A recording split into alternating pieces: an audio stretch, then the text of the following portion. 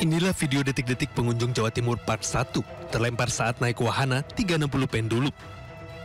Video ini viral sejak Kamis kemarin di berbagai akun media sosial. Menanggapi hal ini, pihak manajemen Jawa Timur Park melalui manajer marketingnya akan bertanggung jawab. Kejadian tersebut terjadi tanggal 8 April kira-kira sekitar jam 4 sore. Untuk pertanggungjawabannya seperti apa, Bu? Yang jelas kami segera melakukan tindakan evakuasi, ya, mengamankan korban dan juga pengunjung yang lain, mengevakuasi korban dan membawa korban langsung ke rumah sakit terdekat yang bekerjasama dengan manajemen rumah sakit. Akibat peristiwa ini, korban mengalami patah 2 buah tulang betis kanan, patah tulang jari tengah tangan kanan, dan patah tulang jari manis tangan kanan. Polres Batu masih melakukan penyelidikan mendalam untuk mengetahui apakah ada unsur kelalaian dalam peristiwa ini. Dari Batu, Jawa Timur, Denny Irwansyah, iNews melaporkan. Kita ke informasi yang pertama, ribuan wisatawan mulai padati kawasan wisata Puncak di libur panjang akhir pekan. Di jalur wisata Puncak Bogor, Jawa Barat, antrian kendaraan bahkan mengular hingga sepanjang 1 kilometer. Memasuki libur panjang akhir pekan, kawasan wisata Puncak masih menjadi destinasi wisata favorit masyarakat. Hal ini terlihat dari antrian panjang kendaraan mulai terpantau padat oleh kendaraan yang mayoritas plat B asal Jakarta. Sejumlah personel kepolisian dari Satlantas Polres Bogor diterjunkan untuk mengamankan kelancaran jalur di wisata Puncak. Untuk mengurai kemacetan, pemberlakuan skema rekayasa lalu lintas dengan menggunakan ganjil genap dan one way diberlakukan secara situasional.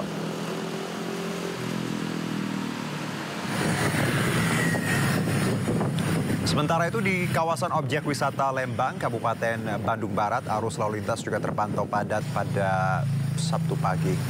Titik kepadatan terlihat di Simpang Ledeng, Bandung menuju Lembang. Kepadatan kendaraan didominasi oleh mobil pribadi dari kawasan Jabodetabek. Polres Cimahi pun memperlakukan sistem one way atau satu arah secara situasional untuk mengurai kepadatan.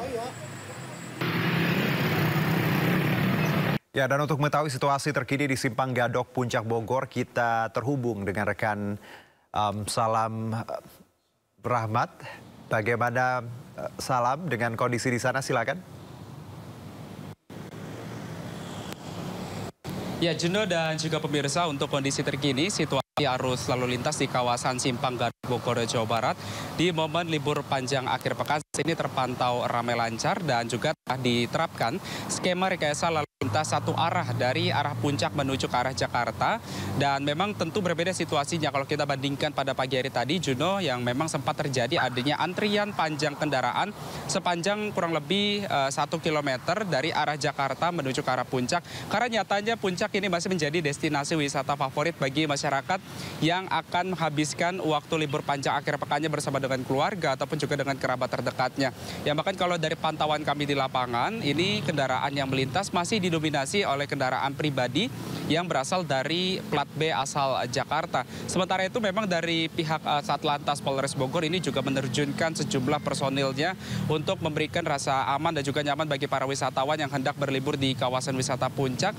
Dan memang dapat kami informasikan juga bahwa sistem skema rekayasa lalu lintas yang rencananya ini akan diterapkan berupa skema one way dan juga ganjil genap, yang keduanya ini akan diberlakukan secara situasional. Jika nantinya titik-titik kepadatan arus lalu lintas ini sudah mulai terlihat, bukan tidak mungkin nantinya skema rekayasa lalu lintas ini akan diperpanjang ataupun juga melihat dari situasi volume kendaraan yang melintas. Juno.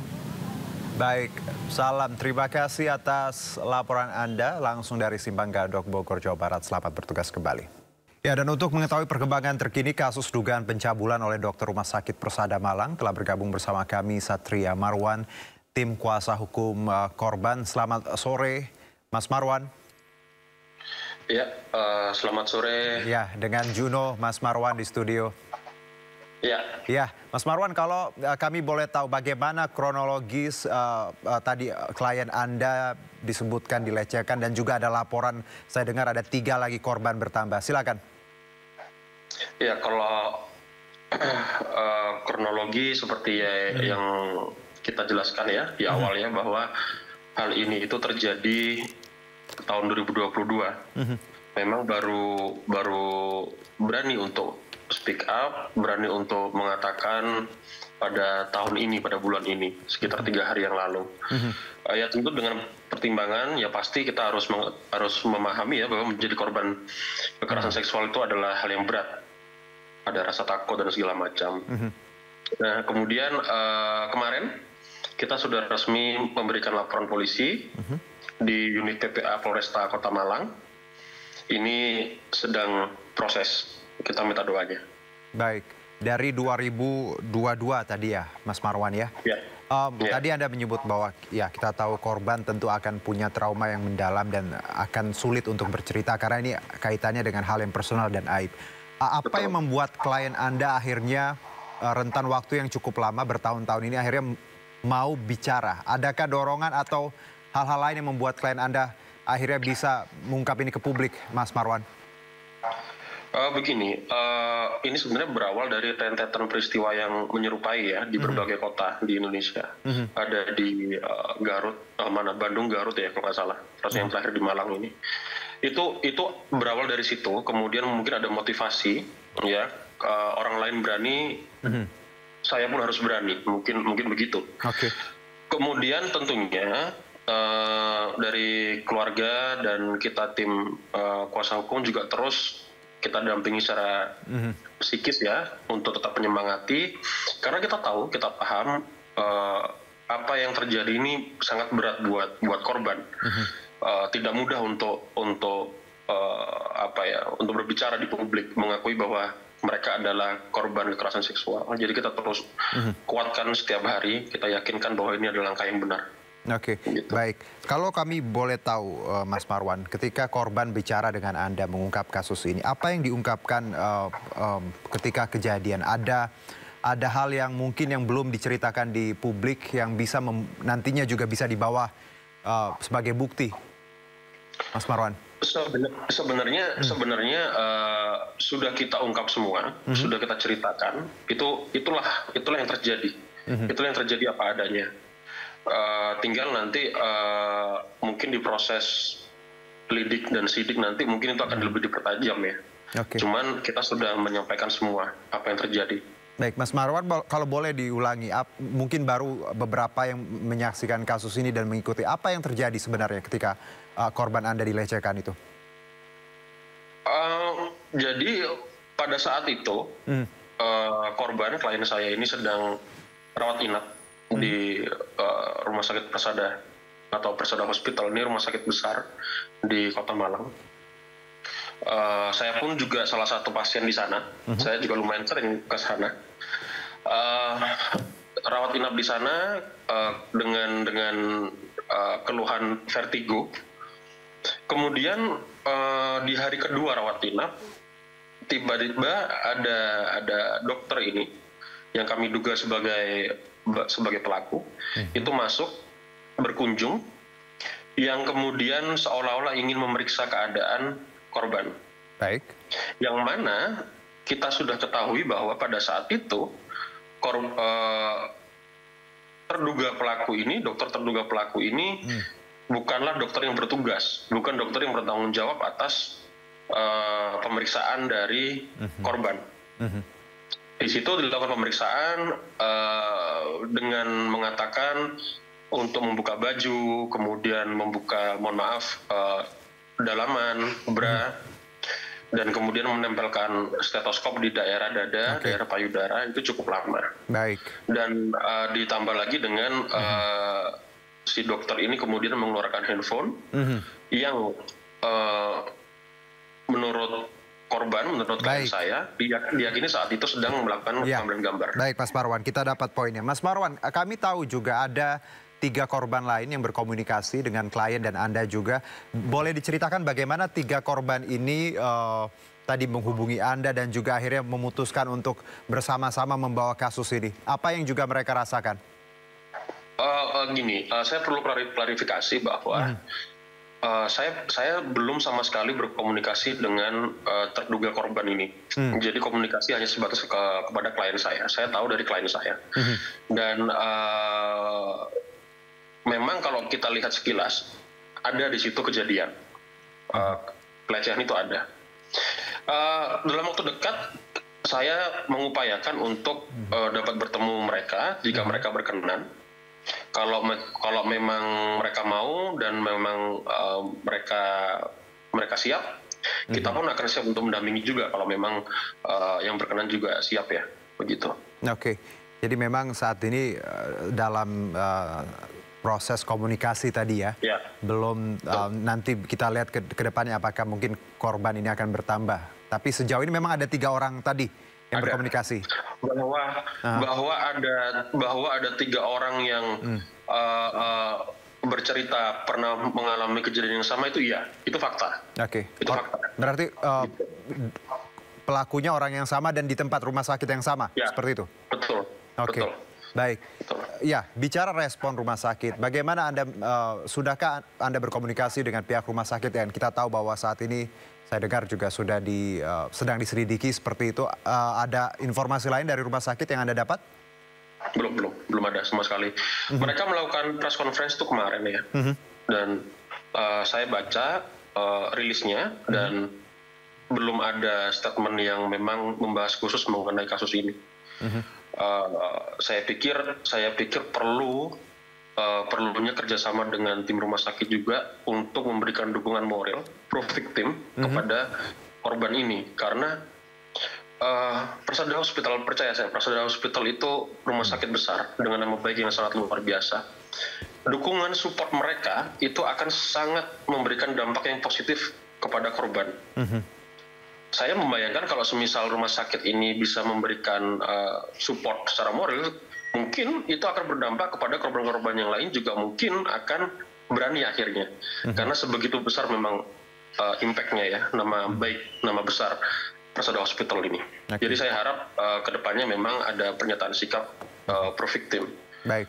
Dari Persada Hospital. Ya, Anda menganggap dan juga klien Anda bahwa rumah sakit tempat terjadinya ini kurang responsif lah, seperti itu Mas Marwan ya? Ya. Oke, Mas Marwan, satu mungkin singkat saja. Klien Anda saat ini seperti apa keadaannya dan apa yang akan dilakukan, bicara bukti-bukti yang nantinya akan dibawa? Kalau kita lihat kan hanya tadi ada rekaman ya secara dari media sosial. Ada hal lain yang mungkin akan nanti menguatkan pernyataan ataupun dugaan ini? Oke. Untuk saat ini kita memang menunggu proses dari polisian ya, dari proses dari lidik di Polresta Malang. Klien saya keadaannya baik, alhamdulillah sehat. Sudah mulai tenang. Jadi bisa lebih lepas untuk bercerita, begitu. Baik, Mas Marwan, terima kasih untuk waktu Anda dan juga keterangannya. Selamat beraktivitas kembali. Selamat sore. Terima kasih telah mensupport korban. Terima kasih kembali.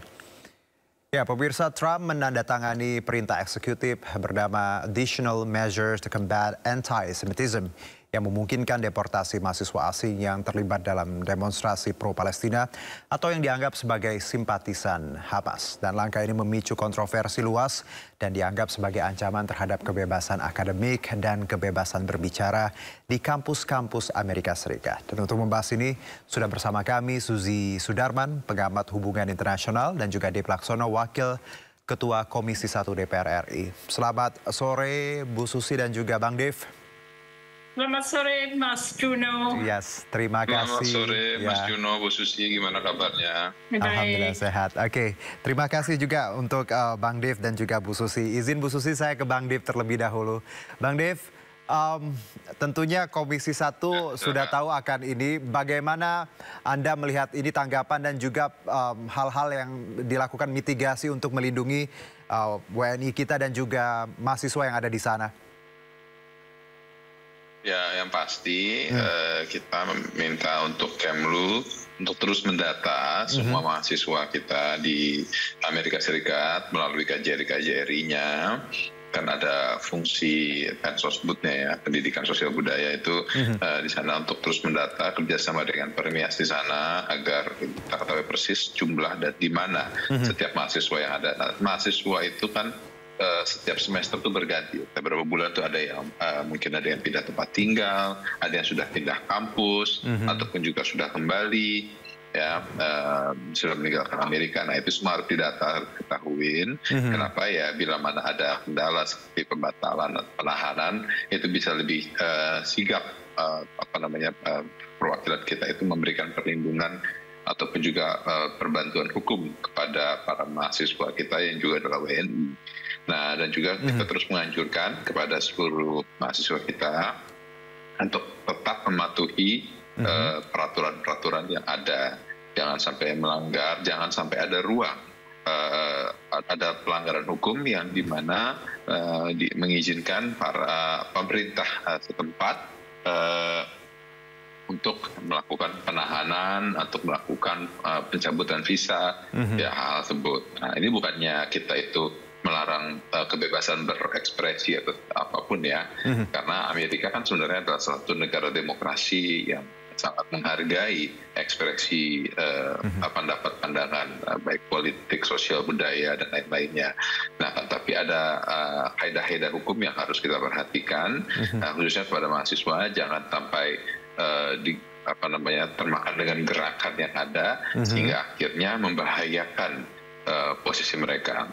Nah, saya memang dengar ya, karena saya ada keluarga juga yang masih sekolah di sana. Itu ada beberapa katanya mahasiswa yang tidak terlibat apa-apa, tidak tahu apa-apa, akhirnya dibatalkan visanya.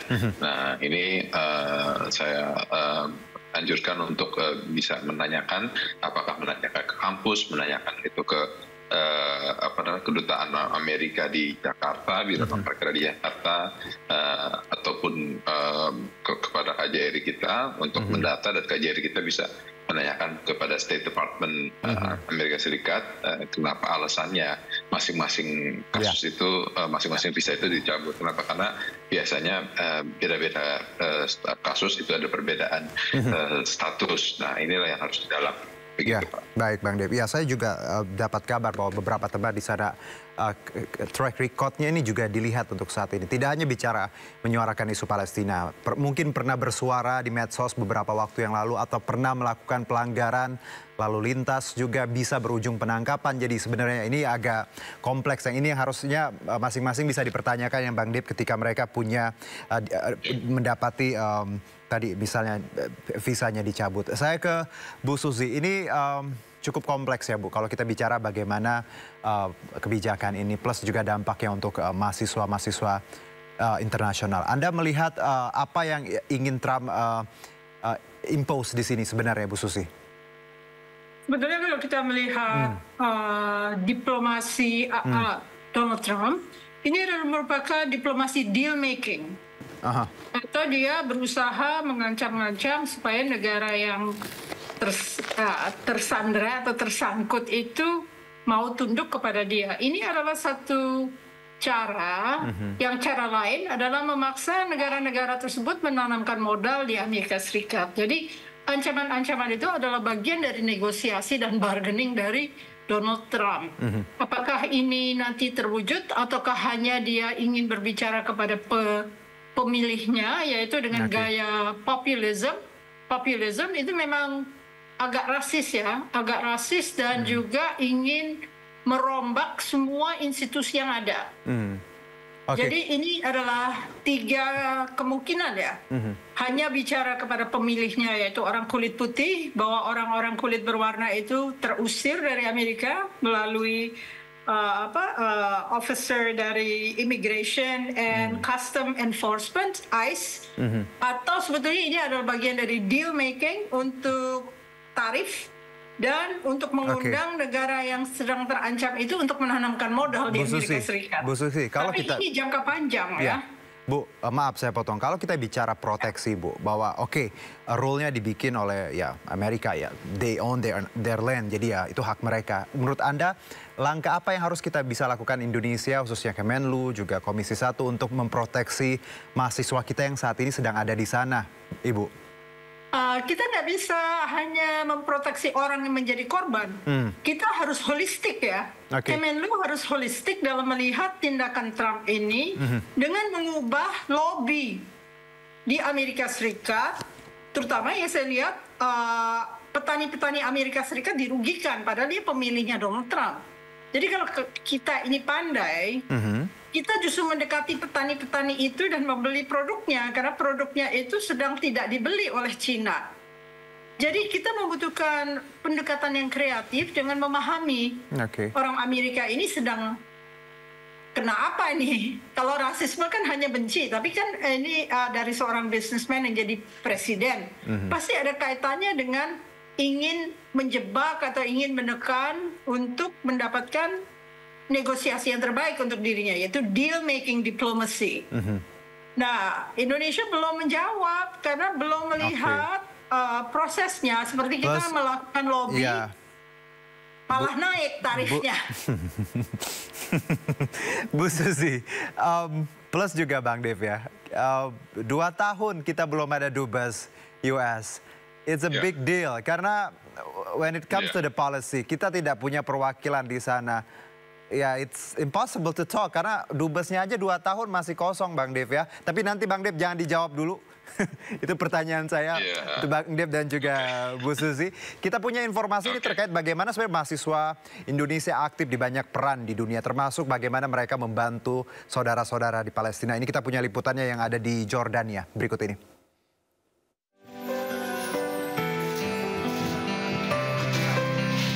Masyarakat korban perang di jalur Gaza terus membutuhkan bantuan. Para relawan juga terus berjibaku agar pengiriman bantuan kepada rakyat Palestina cepat dilakukan. Paket bantuan yang akan dikirim ke perbatasan dari Yordania tidak hanya dilakukan para relawan, tapi juga dibantu sejumlah mahasiswa yang menuntut ilmu di bumi Syam. Setidaknya ada puluhan mahasiswa yang menjadi relawan kemanusiaan, di antaranya Wardah dan Ismah, yang merupakan saudara kembar asal Bekasi, Jawa Barat. Mereka telah menjadi relawan hampir 2 tahun. Ada beberapa manfaat yang dirasakan Wardah dan Ismah saat menjadi relawan kemanusiaan. Selain aktif menjadi mahasiswa di Jordan, kita juga harus mencari kegiatan yang lain ya. Karena mungkin kita suntuk gitu dengan belajar, tapi kita mencari kegiatan lain yang bermanfaat tentunya, yaitu menjadi volunteer. Salah satunya untuk menjadi volunteer adalah saya bisa belajar bahasa karena kita bisa terjun langsung dengan para pengungsi di mana mereka pun bisa tolakoh dalam bahasa Arabnya. Gitu. Matahari tergelincir di ufuk barat. Ini berarti saatnya para relawan untuk beristirahat. Para relawan saling memberikan semangat untuk terus membantu pengiriman bantuan kemanusiaan. Ini saya sedang makan bersama teman-teman setelah packing bantuan untuk saudara-saudara kita di Gaza. Biasanya kita kalau habis packing tuh kayak gini, makan bareng-bareng, karena tadi setelah capek ngangkut-ngangkut barang, masukin barang. Alhamdulillah sama teman-teman tuh capeknya nggak kerasa. Jadi kalau capek tuh kita suka ya udah dibikin ketawa aja, terus abis itu makan bareng, kayak ya saling semangatin gitu. Relawan asal Indonesia terus berpacu dengan waktu untuk mendistribusikan ribuan paket bantuan ke Palestina karena perjanjian damai dapat sewaktu-waktu dilanggar Israel. Baik, Bu Susi dan Bang Dev tadi di Jordania. Ceritanya akan berbeda kalau itu ada di New York atau juga di LA. Tadi kita menanggapi pernyataan Bu Susi, holistik secara keseluruhan. Yang jadi pertanyaan saya juga ada beberapa pihak termasuk para praktisi. Kekosongan dubes, di mana lobbying ini tentunya akan sangat berguna ketika kita melihat kebijakan-kebijakan yang sangat merugikan kita. Saya ke Bang Dev. It's been 2 years, Bang Dev. Gimana? Ya, jadi gini, pertama pengisian posisi dubes ya mungkin sedikit atau banyak pasti akan ada dampak kepada lobbying kita. Tapi bukan berarti lobbying itu berhenti ya.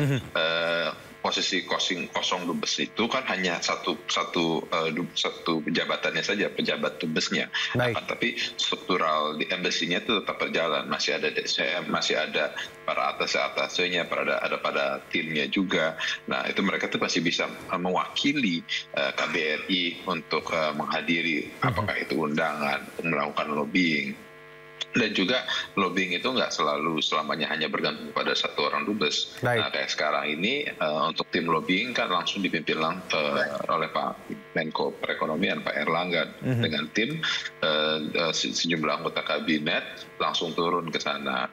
Nah, kalau soal proses pengisian dubes ini akan segera diisi karena proses pengisian ini memakan sedikit waktu karena harus berbarengan dengan ada sejumlah tempat yang akan diisi secara bersama. Jadi prosesnya sedang berjalan. Kita tinggal menunggu selesai dari Kemlu mengirim daftar nama finalisnya ke Presiden kirim ke DPR akan fit and proper, lalu dikirim kembali ke Presiden untuk segera disahkan. Nah, itu semua sudah berjalan, tinggal prosesnya saja kita lalui. Nah, tapi kembali lagi kalau mengenai proses lobbying itu juga dua hal yang berbeda. Jadi proses lobbying tetap berjalan, terus sudah package deal-nya itu sudah dibawa dan ditawarkan. Pak Menteri SDM Pak Bahlil Lahadiah sudah menyampaikan bahwa kita bisa shifting pembelian migas dari Timur Tengah. Kita beli dari Amerika Serikat.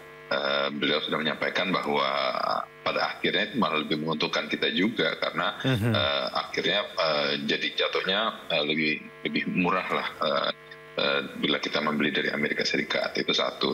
Kedua juga kita kan tetap membutuhkan gandum dan kedelai itu dari Amerika.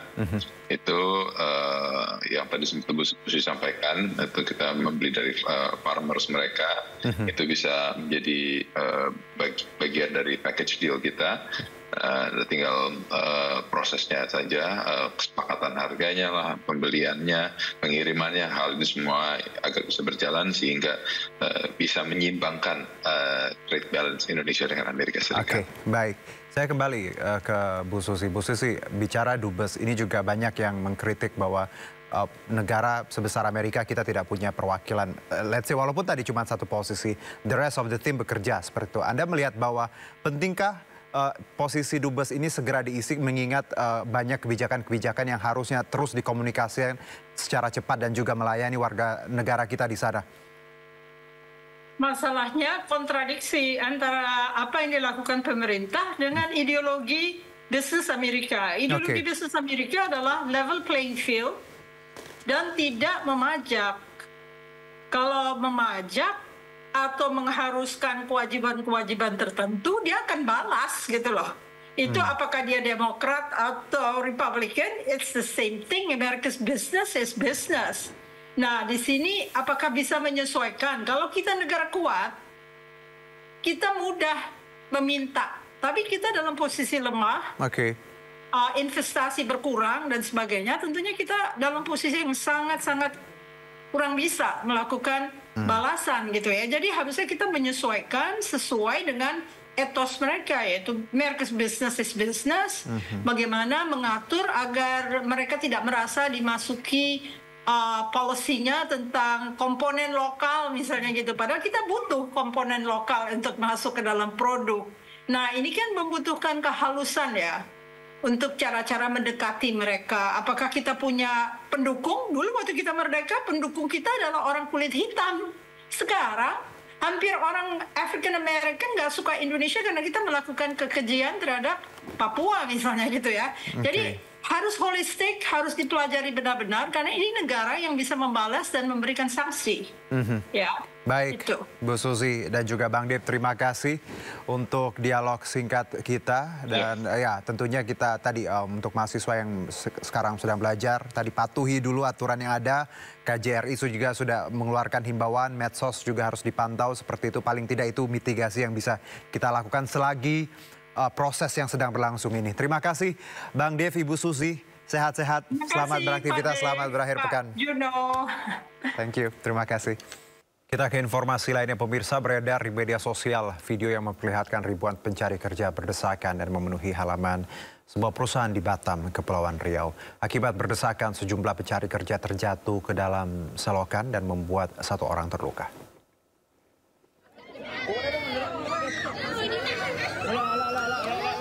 Ya, proses rekrutmen yang dijadwalkan mulai pukul 8 pagi itu berubah menjadi lautan manusia sejak pagi buta. Bukannya mendapat pekerjaan, sejumlah pencari kerja justru terjatuh ke dalam selokan akibat berdesakan saat mengantri untuk wawancara terbuka di sebuah perusahaan manufaktur. Salah satunya seorang wanita yang terluka di bagian kepala akibat terbentur jatuh ke selokan. Dalam proses rekrutmen ini, perusahaan tersebut hanya membuka lowongan kerja untuk 40 orang saja.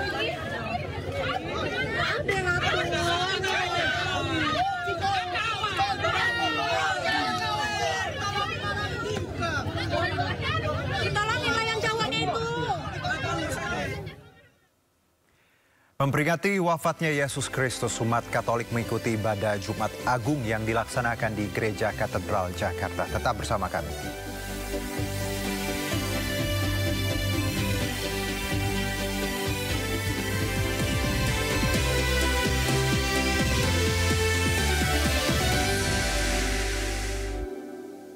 Kembali bersama kami, pemirsa. Memperingati wafatnya Yesus Kristus, umat Katolik mengikuti ibadah Jumat Agung yang dilaksanakan di Gereja Katedral Jakarta. Pemeran sosok Yesus dalam drama Jalan Salib sebut pendalaman karakter butuh riset mendalam dan latihan panjang.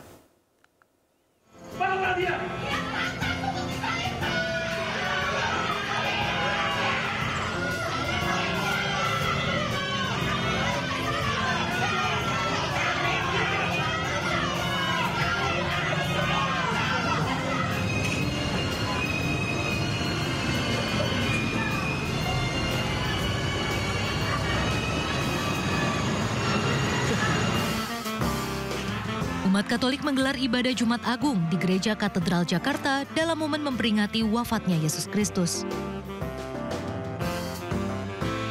Salah satu rangkaian dalam peringatan Jumat Agung yaitu penampilan drama Jalan Salib yang dipersembahkan oleh orang muda Katolik Katedral Jakarta. Seluruh pemeran dalam drama Jalan Salib menarik perhatian karena bisa memberikan penampilan yang sangat baik. Dialog dan adegan yang disampaikan bisa menyentuh hati para jemaat yang menyaksikan drama Jalan Salib. Apalagi saat adegan Yesus yang harus rela menerima penyiksaan. Butuh waktu yang sangat panjang untuk persiapan para pemain melakukan pendalaman karakter, riset, dan juga latihan. Kita latihan selama 6 bulan lebih. Iya. Mas, untuk pendalaman karakter itu sendiri ini bagaimana, Mas? Untuk pendalamannya, pertama saya akan tentu riset yang mendalam ya, di mana saya sebagai seorang Katolik juga berperan sebagai Yesus tidaklah mudah, di mana kita harus berbagai referensi bahkan dari sosok Yahudi, bagaimana Yesus di mata mereka itu seorang Yesus itu seperti apa, bahkan kita harus mengenali bagaimana wilayah yang mereka tempati sehingga kita bisa memerankan Yesus dengan baik seperti itu. Jalan Salib tahun ini bertajuk Mater Purisima, yang berarti ibu yang sangat suci, di mana mengangkat cerita tentang Bunda Maria yang hatinya terluka melihat putranya Yesus Kristus sengsara. Dari Jakarta, Hamzah Hasibuan, Ahmad Putra, iNews melaporkan. Dan untuk mengetahui jalannya rangkaian ibadah misa jelang perayaan Paskah, kita sudah terhubung dengan rekan Wenda Nura di Katedral Jakarta. Selamat sore Wenda, bagaimana jalannya ibadah misa di Gereja Katedral Jakarta sore ini? Silakan. Ya, halo, selamat sore Juno dan juga pemirsa. Di tempat kami melaporkan saat ini, tepatnya di Gereja Katedral Jakarta Pusat, saat ini sudah diramaikan oleh ribuan jemaah yang akan melaksanakan misa Sabtu Vigili atau Malam Paskah yang merupakan bagian penting dalam perayaan Paskah. Nah, berdasarkan pantauan kami sejak sore hari tadi, ini terus-menerus para jemaah yang hadir untuk mengikuti rangkaian Paskah ini di Malam Paskah ini dan memenuhi area maupun luar gereja maupun dalam gereja. Dan selama rangkaian Paskah ini di Gereja Katedral ini mampu menampung sebanyak 4.500 jemaah, baik di area dalam gereja, di area Plaza Maria, di Gua Maria, dan yang paling banyak adalah di halaman Gereja Katedral tempat kami melaporkan saat ini yang mampu menampung sebanyak 2.500 jemaah. Nah, untuk prosesinya sendiri ini sudah dimulai sejak kurang lebih pukul 5 sore tadi dan sudah dimulai dengan pemberkatan api dan penyalaan lilin Paskah. Nah, untuk Sabtu Figili ini bisa menandai momen kebangkitan setelah masa sengsara yang diperingati umat Katolik sejak Jumat Agung kemarin.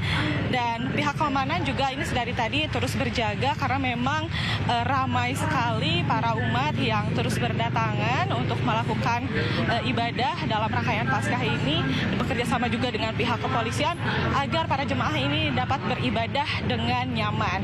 Dan saat ini ibadah sedang dilakukan setelah tadi sudah dimulai dengan prosesi pemberkatan api dan penyalaan lilin Paskah, dan prosesi selanjutnya saat ini sedang dilaksanakan. Dan sebagai informasi juga Juno dan juga pemirsa bahwa untuk perayaan ibadah misa Sabtu Figili ini akan dilaksanakan dalam 2 sesi. Sesi pertama ini sudah dimulai sejak pukul 5 sore tadi, dan sesi kedua ini akan dilaksanakan kurang lebih pukul 8 malam nanti. Sementara demikian, Juno.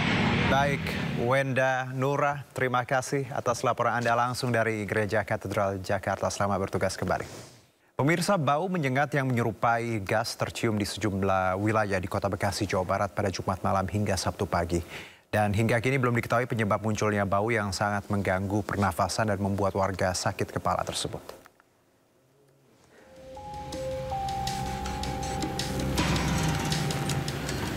Warga Kota Bekasi, Jawa Barat dihebohkan dengan bau gas yang cukup menyengat. Bau gas muncul di sejumlah kecamatan antara lain Mustika Jaya, Medan Satria, hingga Bekasi Utara. Bau gas muncul sejak Jumat malam membuat pernafasan warga terganggu. Bahkan tidak hanya di luar rumah, bau gas juga tercium hingga di dalam rumah. Awalnya banyak warga yang mengira bau gas berasal dari tabung gas mereka di dapur rumahnya masing-masing. Kayak semacam gas, sekitar jam 8 ke jam 9 saya kira gasnya itu dari dalam, lalu saya cek aman, tapi kemudian saya dari luar seperti bau gas, ya udah akhirnya kita tutup semua gitu. Oh gitu. Kenapa-napa gitu, lalu saya mati-matiin gitu. Lama nggak sih Pak durasinya Pak? Durasi sampai jam, itu masih tercium sampai jam 11 Pak. Jam 11? Iya, saya istirahatnya jam 11. Cari-cari kemana, ke warung abang nggak dapat juga. Iya, tapi belum ketahuan titik-titik itunya. Belum ketahuan titiknya mah di mana ada tuh bau-baunya. Ngeganggu gak Pak? Lah ganggu banget baunya, nggak enak banget. Nggak enak ya? Gimana sih, kayak di tenggorokan sakit gitu? Sakit banget ke hidung, ke itu juga kayak banget. Nyengat ya? Sementara itu, Wali Kota Bekasi mengatakan pada Jumat malam BPBD Kota Bekasi juga bergerak ke beberapa lokasi untuk mencari tahu sumber bau gas ini. Namun, penyebab bau gas masih belum diketahui. Gas nih Pak di sejumlah wilayah Kota Bekasi. Jadi ada beberapa memang gas yang hari ini sedang diidentifikasikan di lokasi-lokasi mana yang mungkin terjadi kebocoran. PGN dan juga Sinergi sudah bergerak ke lapangan dan akan dilakukan segera mungkin untuk rehabilitasi dan perbaikan ini. Titik-titiknya di mana Pak? Sumbernya Pak? Sementara masih tersebar ya, jadi kita masih sedang melakukan terus identifikasi terkait dengan lokasi-lokasi yang ada. Bau gas yang cukup menyengat tercium di sejumlah wilayah di Kota Bekasi, Jawa Barat pada Jumat malam. Bahkan bau gas yang belum diketahui sumbernya dari mana tercium hingga pagi tadi. Dari Bekasi, Jawa Barat, Rahmat Hidayat, iNews melaporkan. Sementara itu perusahaan gas negara menyebut bau gas yang cukup menyengat di sejumlah wilayah di Kota dan Kabupaten Bekasi ini bukan dari kebocoran pipa gas. Hal itu dipastikan setelah timnya menelusuri sejumlah titik. Usai mendapatkan laporan, pihak perusahaan gas negara atau PGN langsung melakukan penelusuran di sejumlah titik di Kota Bekasi maupun Kabupaten Bekasi. Dari hasil penelusuran tim teknisi PGN di lapangan, pihaknya memastikan bahwa bau gas yang cukup menyengat ini bukan berasal dari pipa gas yang bocor. Meski demikian, pihak PGN tetap melakukan pemantauan ketat serta melakukan koordinasi dengan pihak berwenang demi menjaga keamanan masyarakat dan pelanggan gas bumi. Dari pemantauan pengecekan menyeluruh yang sudah dilakukan, tidak terdapat indikasi kebocoran dari pipa gas PGN. Meskipun informasi dari tim di lapangan bahwa pada saat ini bau sudah tidak tercium kembali, namun PGN tetap melakukan pemantauan secara ketat bersama dengan pihak yang berwenang untuk terus berkoordinasi memastikan keamanan masyarakat dan pelanggan gas bumi. Hal ini sejalan dengan prioritas kami untuk memastikan keselamatan dan keandalan infrastruktur dalam menyalurkan energi gas. Pemirsa, ruas Jalan Yosudarso arah Pelabuhan Tanjung Priok, Jakarta Utara lancar Sabtu siang. Tidak tampak kemacetan yang mengular seperti beberapa hari yang lalu. Ya, masih terlihat sejumlah truk kontainer melintas menuju ke arah pelabuhan Tanjung Priok dan sebaliknya arah menuju Cempaka Putih. Namun arus lalu lintas terpantau ramai lancar. Sebelumnya Kamis dan Jumat kemacetan mengular terjadi di ruas Jalan Yosudarso menuju ke arah pelabuhan. Ratusan kendaraan tak bisa bergerak selama lebih dari 3 jam. Kemacetan disebabkan oleh penambahan volume bongkar muat di pelabuhan New Priok Container Terminal 1. Peningkatan bongkar muat itu terjadi karena ada 3 kapal yang berlabuh di luar jadwal.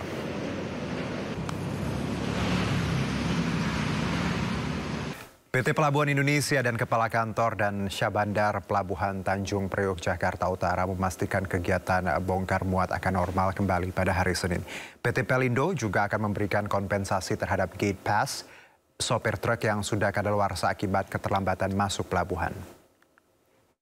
Bapak Ibu sekalian, terkait dengan aktivitas hari ini, memang khusus untuk MPCT1 di tanggal 16 menjelang 17 kemarin memang ada persamaan 3 kapal yang tiba di MPCT1 sehingga terjadi peningkatan volume bongkar muat mencapai di atas 4.000. Ini sehingga menyebabkan terjadi aktivitas yang cukup tinggi yang kita sama-sama tahu akhirnya terjadi kemacetan di MPCT1 berimbas sampai ke luar. Untuk hari ini ada jadwal kapal memang 3 kapal yang saat ini sudah tiba 2 kapal, namun yang 3 kapal yang kemarin itu 2 sudah berangkat, 1-nya nanti siang ini sudah berangkat juga. Jadi nanti akan 3 kapal. Namun Bapak Ibu sekalian, kami juga bersama-sama dengan Pemirsa, Gubernur Jakarta Prabowo Anung meminta maaf kepada masyarakat terkait peristiwa kemacetan parah yang terjadi di Tanjung Priok. Pramono langsung memberi teguran keras ke Pelindo imbas kemacetan tersebut. Kalian secara khusus saya ingin menyampaikan bahwa peristiwa yang terjadi di Tanjung Priok ini sungguh membuat saya resah. Untuk itu secara khusus saya ingin menyampaikan permohonan maaf sebesar-besarnya. Walaupun sebenarnya tidak ada hubungannya sama sekali dengan pemerintah Jakarta. Yang terjadi di dalam Tanjung Priok untuk muatannya yang harusnya 2.500 truk per hari, kemarin itu dipaksakan untuk menjadi 4.000 truk per hari. Sehingga mengalami jam dan akhirnya saya juga baru tahu tadi pagi dari Kepala Dinas Perhubungan bukan lagi 4.000 tetapi menjadi 7.000 truk per hari. Ini menunjukkan bahwa ketidakprofesionalan pengelola yang ada di Tanjung Priok. Untuk itu saya sudah meminta kepada Kepala Dinas Perhubungan untuk memberikan teguran sekeras-kerasnya. Karena sudah 3 hari kemacetan ini nggak boleh terjadi kembali. Dan Pelindo secara terbuka sudah meminta maaf baik kepada pemerintah Jakarta yang terkena akses dari hal tersebut maupun kepada masyarakat. Tetapi apapun karena ini terjadi di Jakarta, sebagai Gubernur Jakarta saya bertanggung jawab dan memohon maaf atas kejadian tersebut dan tidak boleh terjadi kembali. Bahkan tadi saya sudah sampaikan kepada Kepala Dinas Perhubungan, kalau diperlukan saya akan berkirim surat kepada Pelindo untuk memberikan peringatan sekeras-kerasnya atau cukup dengan Kepala Dinas. Dan yang penting ini tidak boleh terjadi kembali. Pemerintah Provinsi DKI Jakarta akan menggratiskan moda transportasi publik untuk perempuan saat Hari Kartini 21 April mendatang. Bebas tarif seluruh moda transportasi publik juga akan diberikan Pemprov DKI untuk semua jenis kelamin pada 24 April bertepatan dengan Hari Transportasi Nasional.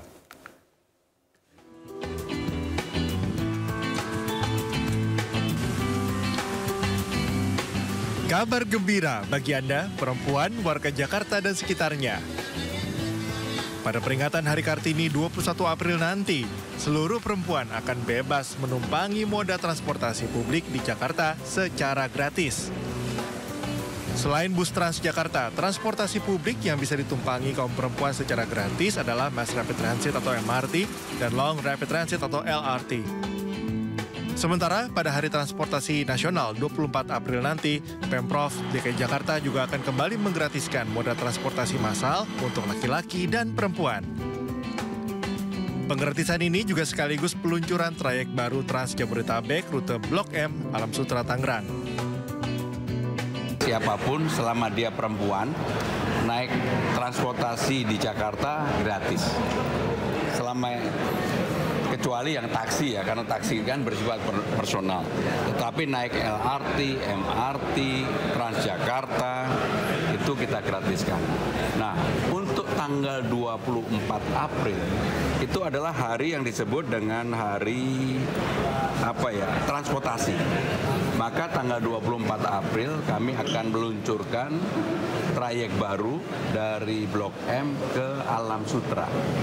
Dan pada saat itu juga kami akan menggratiskan seluruh trayek, termasuk MRT, LRT, Transjakarta, bagi siapapun mau laki mau perempuan gratis. Meski begitu, Gubernur Jakarta Pramono Anung meminta agar penumpang tertib saat menumpangi moda transportasi publik, baik selama di halte atau stasiun hingga di dalam rangkaian. Dari Jakarta, Reni Sanjaya, iNews melaporkan.